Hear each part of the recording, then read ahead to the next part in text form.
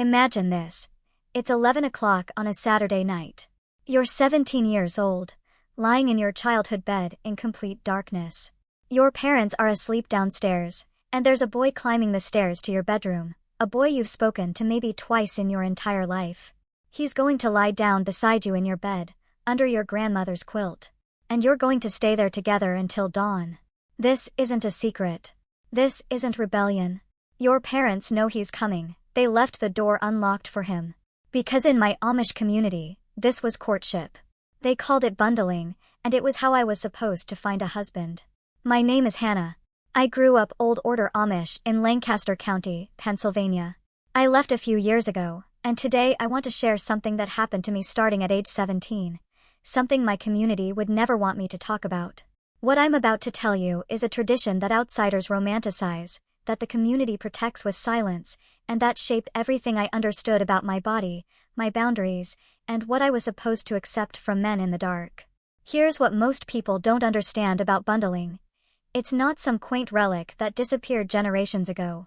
In many Old Order and Schwarzentrooper communities, bundling, also called bed courtship, is still happening right now, tonight, in Holmes County, Ohio, in Lancaster County, Pennsylvania.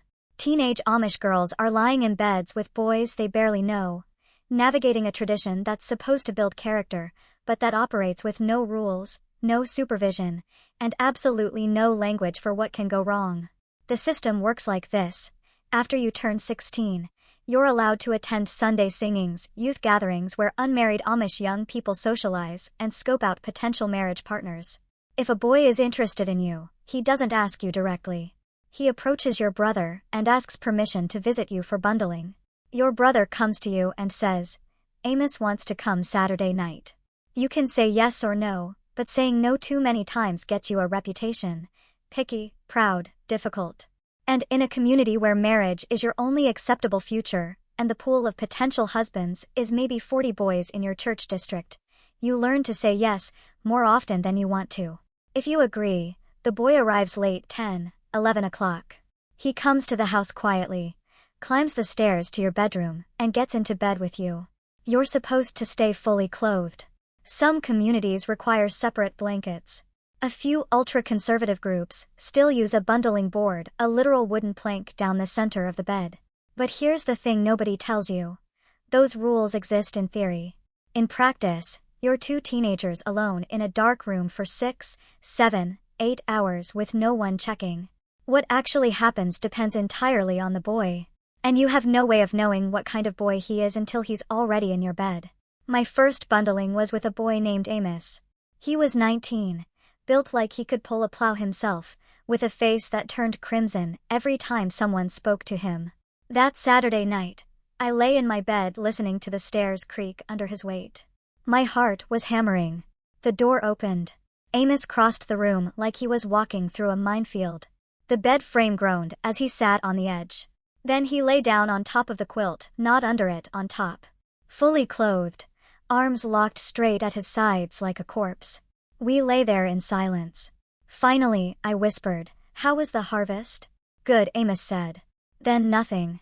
This went on for an hour, me asking questions, Amos answering in one syllable. By 2 o'clock in the morning, Amos was snoring. I lay there thinking, this is courtship. He left before dawn, without asking to come back. I was relieved. But here's what people don't realize. Bundling isn't just about finding compatibility. It's about learning to be alone with a man in the most intimate possible space, while revealing nothing about what that actually feels like. You're supposed to talk about values, about faith, about what kind of farm you want. You're absolutely not supposed to talk about desire, about fear, about what happens in your body when someone's breath is on your neck in the dark. 3 weeks later, a boy named Levi asked to bundle. Levi was different. 20 years old, confident, with a smile that made my stomach flip during singings. He'd bundled with other girls, everyone knew it. When he came into my room, he didn't hesitate. He slid under the quilt next to me like he'd done it 100 times. "Cold out there," he said, his voice low and warm. "Hope you don't mind me getting close." He was already close, his shoulder pressed against mine. I could feel the heat of him through the layers of fabric. We talked. Levi was good at it, asked questions that made me feel interesting, told stories that made me laugh. An hour in, his arm went around my shoulders, casual, natural. My whole body went rigid. But Levi just kept talking. And slowly, I relaxed into the curve of his arm. His hand moved from my shoulder to my waist, his thumb tracing small circles through the fabric of my nightgown. "You're so beautiful," he whispered. His hand moved lower to my hip, then up again, higher than before. My breath caught. His hand moved to my ribcage, higher. I grabbed his wrist. "Stop." He did immediately, but he sighed, a long, frustrated exhale that made me feel like I'd done something wrong. "Sorry," he said, though his tone didn't sound sorry. "I thought you were okay with it. Most girls are. Most girls." The words hung in the air. I didn't know what to say. Was I being unreasonable? Was touching normal, and I was just too naive to know? My mother had bundled. My sisters had bundled. Had they let boys touch them? We kept talking, but the warmth was gone. He left at 3 o'clock in the morning. He didn't ask to come back. The next Sunday, I pulled my best friend Mary aside. "When you bundled with Levi, did his hands?" Mary's face went pale. "Yes." "What did you do?" Mary's eyes filled with tears. "I didn't stop him. I thought I was supposed to let him. I thought that's what bundling was.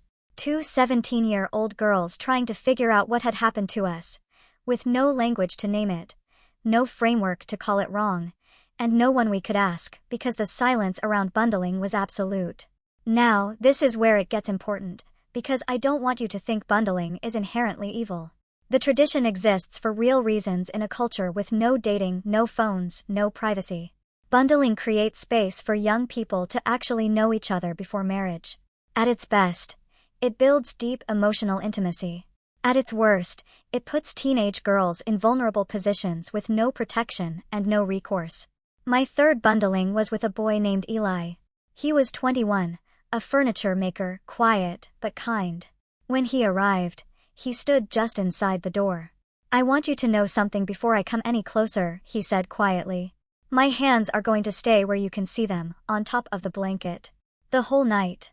I'm here to talk to you, Hannah. That's all." Something in my chest nodded. Eli lay down on top of the quilt.